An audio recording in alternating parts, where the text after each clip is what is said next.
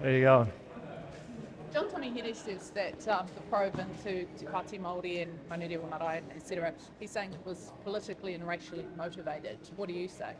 Well, if he's got any evidence that there's political and racial motivation, he should present it. What it looks like is that somebody's been misusing data. I also see he's admitted to photocopying the forms. What was that for? Generally, the explanation for people being investigated and punished for crime is committing crime. And when people say it's about my identity, I think they show us why identity politics is actually corrupting our ability as a country to get on and solve problems. Misusing the data hasn't been established yet. It's been referred to the Privacy Commissioner of the Police. He says that they won't have a case, it won't stack up, the threshold is too high. And that remains to be seen, but that's a question of what are the facts, what has happened. The authorities' job is to establish the facts and have justice A, done, and B, be seen to be done.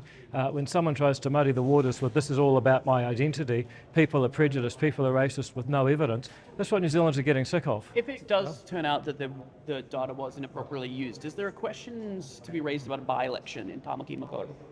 Well, again, that's something that's up to the courts and the Electoral Commission. But I would have thought that, if you come to the conclusion that someone is in Parliament due to electoral fraud, then that's one of the most serious things that can happen in our democracy, and I would say that there's proper legal processes for that. I don't think it helps me to weigh into. Should she be fronting up to media?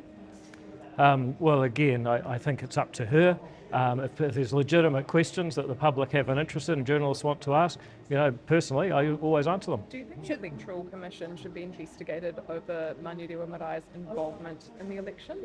Well, again, they have to set up polling places, and those polling places should be a safe place for New Zealanders to exercise their democratic right with not even the perception of any kind of misdoing. It seems in this case that may not be what happened, and yes, I think that there should be investigations. Pāti Māori says that when Peter Sharples was the MP for Tāmaki Makaurau, they had a polling booth at Manuwera Marae, which he essentially established. What's the difference there, I guess, is the question. And has that... Well, if there's any accusation that data was misused or the election was corrupted, that's a major issue. As far as I'm aware, that was not what happened then. Look, if you guys want to sub out, you're good on you, mate. Your turn. Go well, thanks. All right, see you later. Thanks.